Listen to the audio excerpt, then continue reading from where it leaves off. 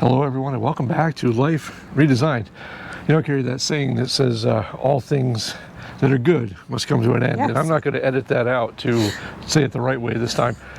As we are leaving South Carolina and we're heading for an undisclosed location. You'll have to find out in just a few minutes. This is the part of the thing, the RV life, that nobody likes to talk about, and that is, after you've been situated somewhere for a while, is the tear down process. It stinks, literally and figuratively.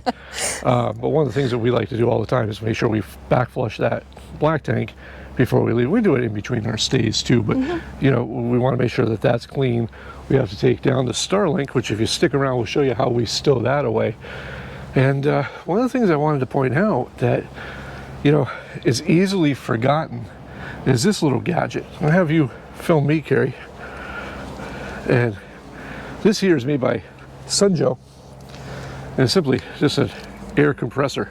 Looks like a little squeeze trigger. You can set the PSI and just pop it in, pull the trigger, and it goes. And then as I'll demonstrate here, pretty simple stuff, really. Once you know what your tire pressure should be, you put that on.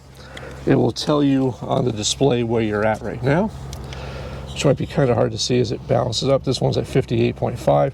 The preset for us is already on there, so all you gotta do is squeeze the trigger and let it run. For that to fill up to about 65, will really only take a couple of minutes to get away from that noise.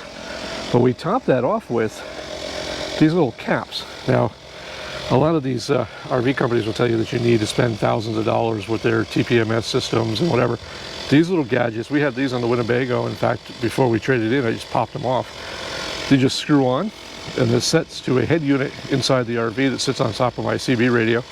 And it just tells me what my tire pressure is. It goes below the presets. Sounds an alarm. Not too bad at all. But those are little things like this can save you a lot of time and a lot of headaches on the road. Now, we're going to let it do its thing over there, and then we're going to jump back in a couple of minutes. We're going to show you how we stow the Starlink dish system, and then we're hitting the road, Care. You and me, we're traveling. Don't worry, you stick around. You might get a couple of clues of where we're heading next. Yeah. Now, a couple of things before we get too involved here. One, you guys leave a comment below. Carrie's been having this problem where she's very shy lately and doesn't want to be on camera. You guys drop a couple of comments, let her know what a great job she's doing below. I appreciate that. That way there we can continue to do this as a team and not just the Bob show.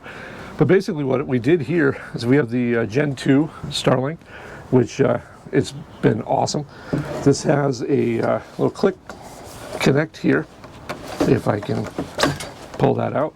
And then all we have to do, this little thing, I'll try to leave links to some of this stuff below, but there's a, Care, if you can get on the end here, there's a little adapter that goes over this Harbor Freight flagpole that just slides in there, and that's what makes this quick disconnect. Picked that up on Amazon. I'll leave that links below. This here is a Husky case from Home Depot. It's about $30, but it's pretty solid. It has the weather seal in there, not that it's really going to be sitting anywhere.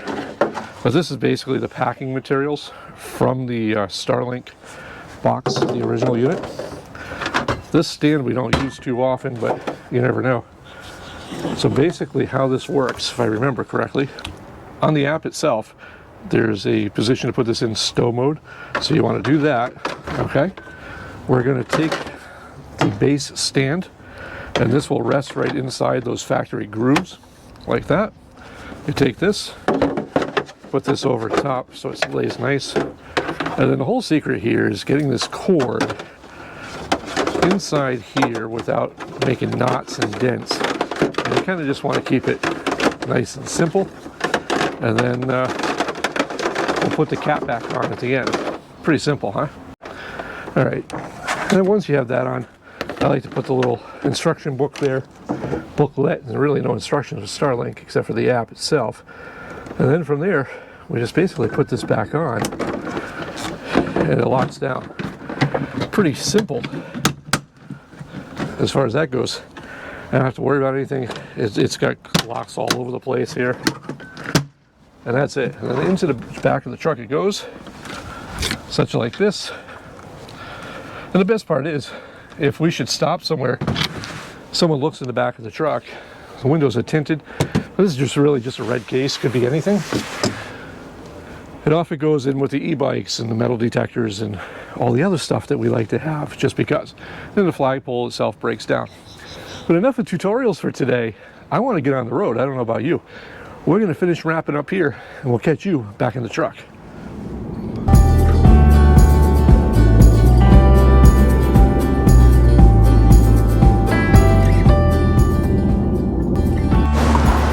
Well, I'll tell you. You know those signs on the highway that says I'm holding it to Buc-ees? We held it, that's for sure. A couple of things while we're here. We love Buc-ees. We're going to stop here and get a chicken sandwich. There's, I guess, some cheap Buc-ees gas because we're YouTubers and why wouldn't you? But look, if you're at Buc-ees, they have a store that's inside. If you've never been to one before, or even if you have, some good advice. They have a store inside. It's like a Walmart. You could be in there for a while. The wrong thing to do is to leave your car at the pump. They got about 100 pumps here at Buc-ees, no word of a lie, and I would say about 40 pumps right now are full of cars with no drivers, because once you get gas, you should pull into the parking lot so the other people can get in and get gas. But no, they just leave their cars here. There's a couple of them in here for about 20 minutes. Anyhow, I can't go on about that forever, but we're gonna get some gas. But a couple of things I wanted to show you real quick. This is what happens when you have somebody who's not experienced hook up your rig. This was the dealer in Myrtle Beach that we'll probably talk about another time. We had quite an ordeal with them. But the gentleman who hooked up our weight distribution hitch, admittedly, was his first time. So fortunately for us, we're only going down a little bit down the road and we're going to have a whole new hitch system put on. But between this and my airbags, we got a little bit of a tilt up in the camper. Normally I wouldn't drive like that, but like I said, it's a short distance, so we should be okay. But for right now, we got $31 worth of gas, so that will get us safely to our next destination. But right now, I'm going in to get a chicken sandwich. We'll check you in a few minutes. Never a dull moment with us, I'll tell you. And just like that, folks, we are in Georgia. Yay. And I'll tell you, if you are coming from South Carolina and you hit the Georgia rest area, I'll tell you, they have one of the best rest areas, hands down, on 95. I've been saying this for years, and it holds true. It's just a beautiful rest area, well done, well designed, clean. Yeah, perfect. Well, I gotta say, the Grand Design held up fantastically coming down 95. So if we look disheveled or beat up, no, we didn't get in a fist fight, no, we didn't take a nap. We just got slapped around by I-95 in South Carolina. Some of the worst road we've been on so far. Yeah. It is basically just concrete in the middle, the 2 lanes of concrete, and it looks like it's asphalt on the sides, and there's just basically craters in between, and then people fall through them, and yeah, it's just terrible. But it made for this ride that just, it felt like a roller coaster. Like I actually feel like a little motion sick. But at any rate, the Grand Design held up great, as I mentioned. We have a little Walmart trailer over here that's making a little bit of racket, but everything held up really, really well. Something that even inside, nothing was disheveled like it normally was in our Winnebago. Everything would fall. So definitely something we're very happy with. And over here, as you can see, as I get a little better shot of this setup, and you can see we're a little bit nose high here. So fortunately, where we're going next, they should be able to correct that for us, and we'll get somebody who knows what they're doing to realign this hitch, or maybe just swap out this Husky center line for an equalizer L4. But you know, it's nothing we can't throw money at and just resolve it. I know you love when I say that, but the reality is it's nothing that's a major issue. Right. Throw a little bit of money at it and we're good.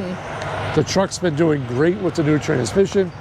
Everything, I gotta tell you, life right now, knock on something hard, is sunny and 65. And yeah, beautiful, sunny 65 in Georgia. To all our friends and family up north, we don't feel sorry. Sorry. Not sorry. That's it, not sorry. So for Carrie, I'm Bob. This is Life Redesigned, and we will check you out in the next video. We have secrets. We can't share them with you yet. We'll catch you next time.